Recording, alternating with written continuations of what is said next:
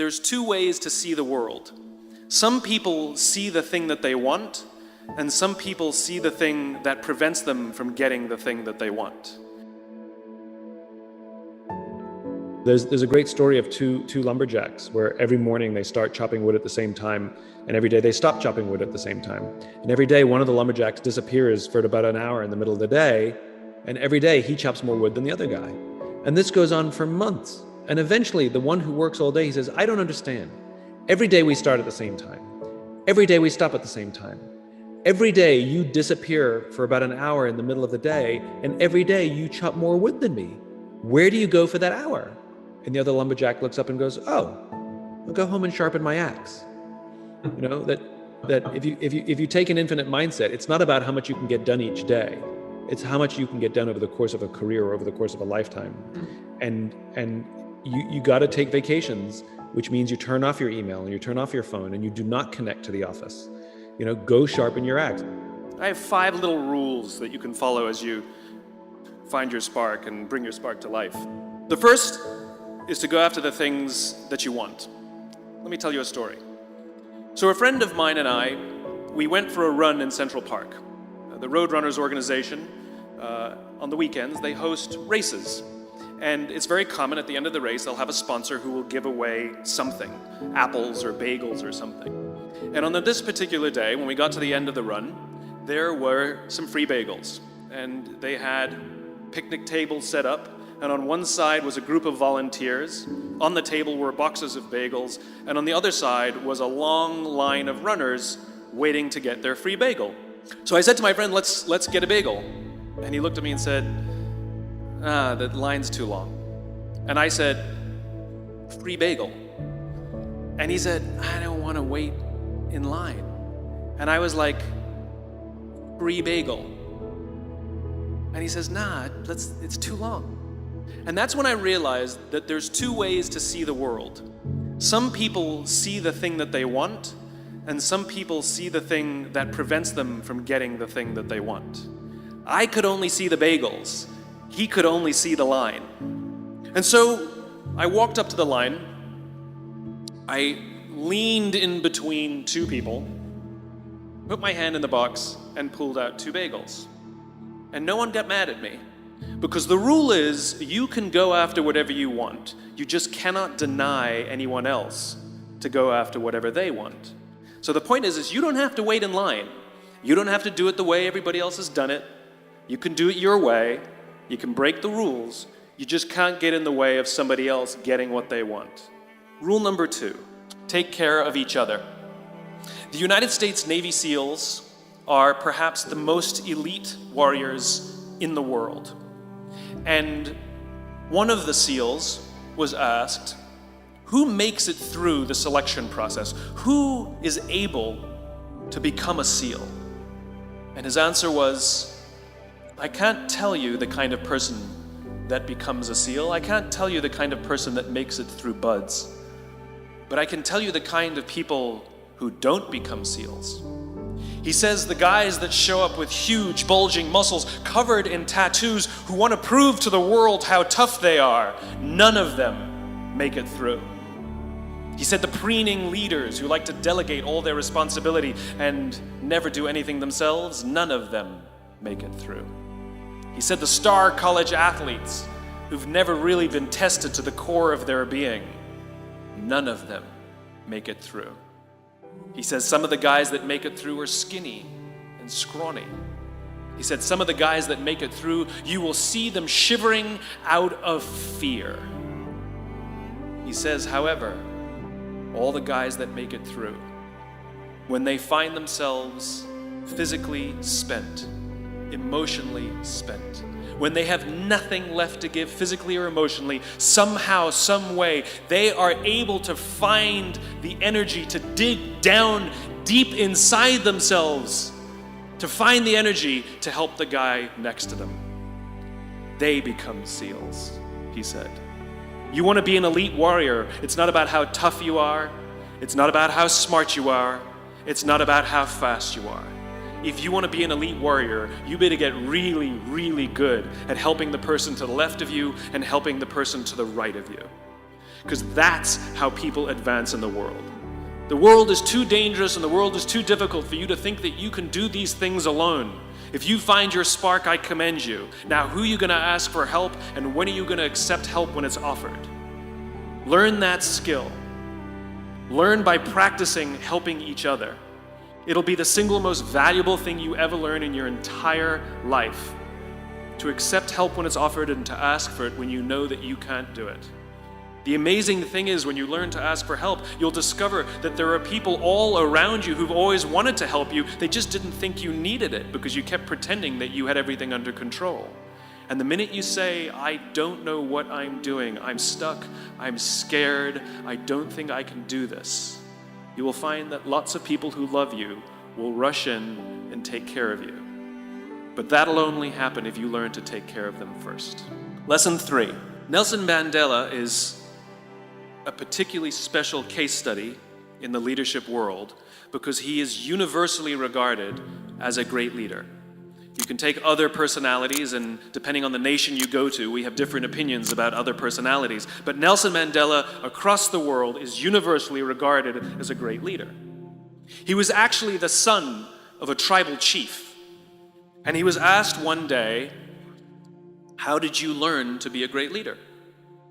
And he responded that he would go with his father to tribal meetings. And he remembers 2 things when his father would meet with other elders. 1, they would always sit in a circle. And 2, his father was always the last to speak. You will be told your whole life that you need to learn to listen. I would say that you need to learn to be the last to speak. I see it in boardrooms every day of the week. Even people who consider themselves good leaders, who may actually be decent leaders, will walk into a room and say, here's the problem, here's what I think, but I'm interested in your opinion, let's go around the room. It's too late. The skill to hold your opinions to yourself until everyone has spoken does 2 things. 1, it gives everybody else the feeling that they have been heard. It gives everyone else the ability to feel that they have contributed. And 2, you get the benefit of hearing what everybody else has to think before you render your opinion. The skill is really to keep your opinions to yourself. If you agree with somebody, don't nod yes. If you disagree with somebody, don't nod no. Simply sit there, take it all in, and the only thing you're allowed to do is ask questions so that you can understand what they mean and why they have the opinion that they have. You must understand from where they are speaking, why they have the opinion they have, not just what they are saying. And at the end, you will get your turn. It sounds easy, it's not. Practice being the last to speak. That's what Nelson Mandela did. Lesson 4. In the 18th century, there was something that spread across Europe and eventually made its way to America called puerperal fever, also known as the Black Death of childbed. Basically what was happening is women were giving birth and they would die within 48 hours after giving birth. This Black Death of childbirth was the ravage of Europe, and it got worse and worse and worse over the course of over a century. In some hospitals, it was as high as 70% of women who gave birth who would die as a result of giving birth. But this was the Renaissance. This was the time of empirical data and science, and we had thrown away things like tradition and mysticism. These were men of science, these were doctors.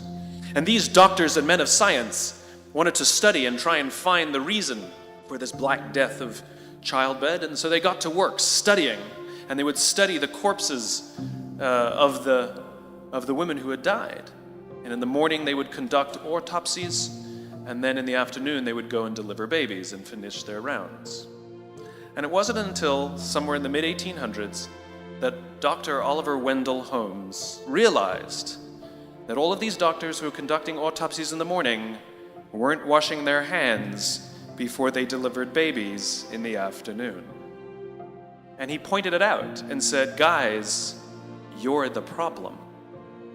And they ignored him and called him crazy for 30 years. Until finally somebody realized that if they simply washed their hands, it would go away. And that's exactly what happened. When they started sterilizing their instruments and washing their hands, the Black Death of childbed disappeared. The lesson here is sometimes you're the problem. And my point is take accountability for your actions. You can take all the credit in the world for the things that you do right, as long as you also take responsibility for the things you do wrong. It must be a balanced equation. You don't get it one way and not the other. You get to take credit when you also take accountability. True story. There was a former Undersecretary of Defense who was invited to give a speech at a large conference, about 1,000 people. And he was standing on the stage with his cup of coffee and a styrofoam cup. And he took a sip of his coffee and he smiled and he looked down at the coffee. And then he went off script. And he said, last year I spoke at this exact same conference. Last year I was still the undersecretary. And when I spoke here last year, they flew me here business class. And when I arrived at the airport, there was somebody waiting for me to take me to my hotel. And they took me to my hotel and they had already checked me in and they just took me up to my room. And the next morning I came downstairs and there was someone waiting in the lobby to greet me, and they drove me to this here same venue and handed me a cup of coffee in a beautiful ceramic cup. He says, I'm no longer the undersecretary. I flew here coach. I took a taxi to my hotel and I checked myself in. When I came down the lobby this morning, I took another taxi to this venue. I came in the front door and found my way backstage, and when I asked someone, do you have any coffee? He pointed to the coffee machine in the corner, and I poured myself a cup of coffee into this here styrofoam cup. He says the lesson is, the ceramic cup was never meant for me. It was meant for the position I held. I deserve a styrofoam cup. Remember this. As you gain fame, as you gain fortune, as you gain position and seniority, people will treat you better. They will hold doors open for you. They will get you a cup of tea and coffee without you even asking. They will call you sir and ma'am, and they will give you stuff. None of that stuff is meant for you. That stuff is meant for the position you hold. It is meant for the level that you have achieved of leader or success or whatever you want to call it. But you will always deserve a styrofoam cup. Remember that.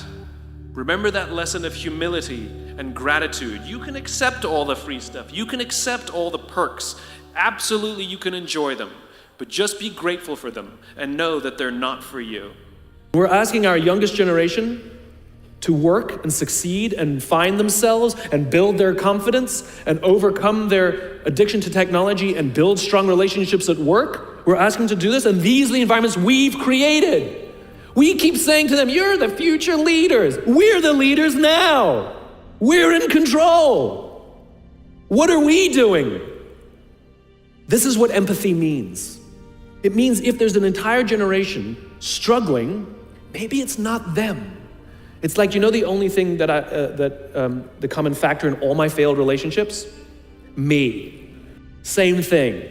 Well, we just can't get the right performance out of our people. Maybe it's you. Right? It's not a generation.